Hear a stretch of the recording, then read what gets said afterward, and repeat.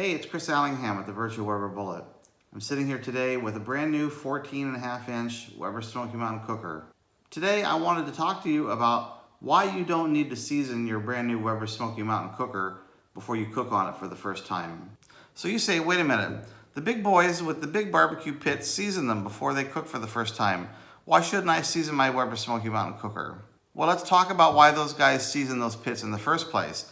They're made out of raw steel. Raw steel can rust, so they'll wipe down the steel inside and out with peanut oil or with bacon fat. They build a big fire. They might repeat that a couple of times to build a seasoned surface on that steel so that it does not rust. It's a lot like seasoning a cast iron pan. If you've ever used a cast iron pan, you know that if it's not seasoned and it gets wet, it will rust. So you build up a nice seasoned coating. Is the Weber Smokey Mountain Cooker the same as a steel cooker? It's not. It's made of steel that has been porcelain enameled. What's porcelain enamel? It's glass. It's a glass protective surface that has been sprayed onto steel that has been baked on at 1500 degrees or more. It's not going anywhere. It's not going to rust unless it cracks or chips. So there's no reason to season a Weber Smokey Mountain Cooker in order to prevent it from rusting, like is the case with other barbecue pits. So you say, wait a minute. I read online that the Weber Smokey Mountain Cooker can run up to 50 degrees hotter when it's brand new, so that's why I should season it. I think I've been more responsible than anyone for spreading that rumor around the internet. I learned that information when I was first starting out. Someone said that the Weber Owner's Manual said that the cooker runs hotter when new. I have every owner's manual that's ever existed for the Weber Smokey Mountain Cooker, and I cannot find that information in any version of the owner's manual going back to day one. I don't know how that information got started. I have spread it and propagated it around the web, but I'm not exactly sure that it's true. The notion is that because the inside surface is shiny, that it reflects more heat, and that as you build up a coating, that it becomes less reflective, and therefore the temperatures go down a little bit with use. That may or may not be true. However, I don't think it's necessary for you to do anything about that if you're a backyard barbecuer. Simply start cooking in your Weber Smokey Mountain Cooker, and it'll get seasoned up on the inside within the first couple of cooks.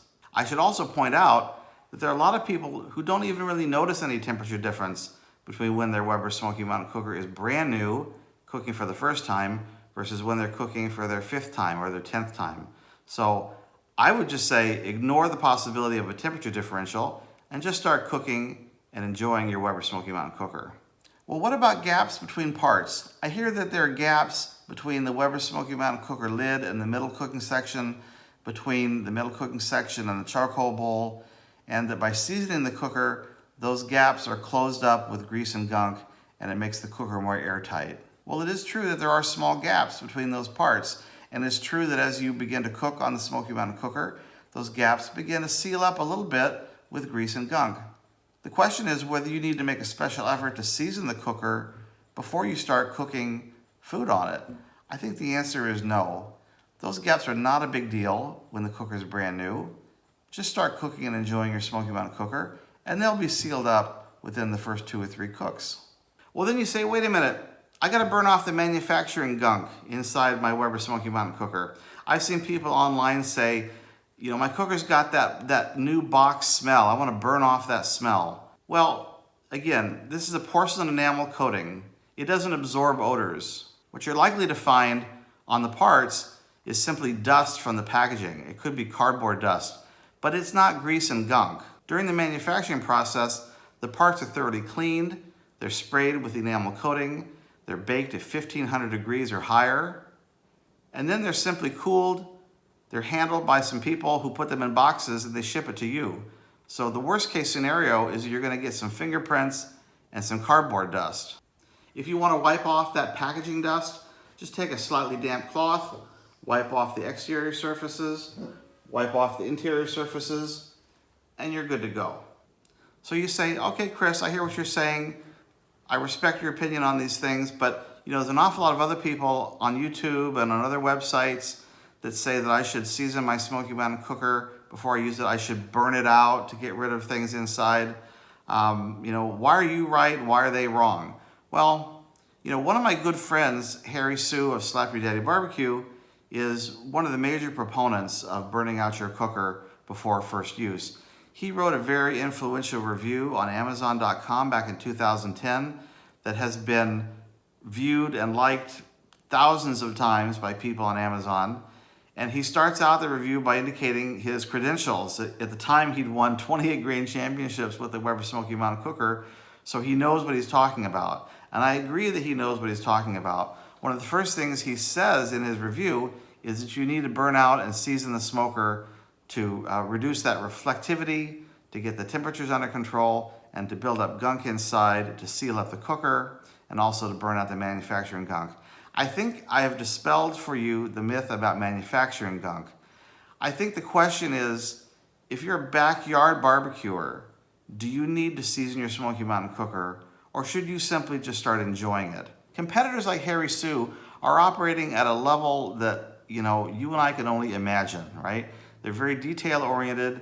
They're trying to win highly competitive barbecue competitions, and the difference between winning and losing is just, you know, fraction of a point sometimes. It can just be a matter of how much sauce you did or did not put on a piece of chicken or on a slab of ribs.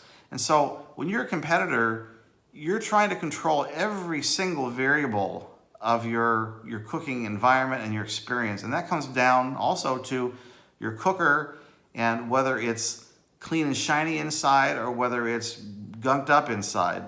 Harry believes that he needs a seasoned cooker in order to be successful in competition barbecue. And so he's recommending to his competition barbecue students that if they use the Weber Smokey Mountain Cooker, they should season it first. I'm not going to argue with that notion if you're into competition barbecue. If you're in backyard barbecue, however, and that's your interest, I don't think it's necessary for you to build several fires over several occasions and cook fatty bacon pieces and chicken wings and things to sort of gunk up the cooker before you start cooking. You might as well just start cooking whole pieces of chicken, ribs, and just enjoy that experience of getting to know your cooker. And within 2 or 3 cooks, it'll be seasoned and it'll be at the same place it would have been if you had followed anybody's advice for how to season your Smoky Mountain Cooker. Now, having said that, I'd like to point out that there is a contrary point of view when it comes to seasoning your Weber Smokey Mountain Cooker. Mike Scretchfield was a very famous barbecue competitor in the early 1990s, using the Weber Smokey Mountain Cooker to win the American Royal and to win numerous barbecue competitions. His habit was to thoroughly clean the inside of the Weber Smokey Mountain Cooker after each competition so that it was like new inside. So rather than season the cooker and have it gunked up, he liked to have a bright, shiny new cooker every time he competed. So that just goes to show you, there's no right or wrong answer when it comes to seasoning your Weber Smokey Mountain Cooker. If you want to do it for competition, go for it. If you don't want to do it for competition, if you want to clean it thoroughly between uses, go for it. Either way can work. It's all up to you. But when it comes to backyard barbecue, I don't see the point. So my recommendation is to put your cooker together. If you want to wipe it down with a damp cloth, go for it. Then build a fire, put some meat in the cooker, and start having fun with your Weber Smokey Mountain Cooker.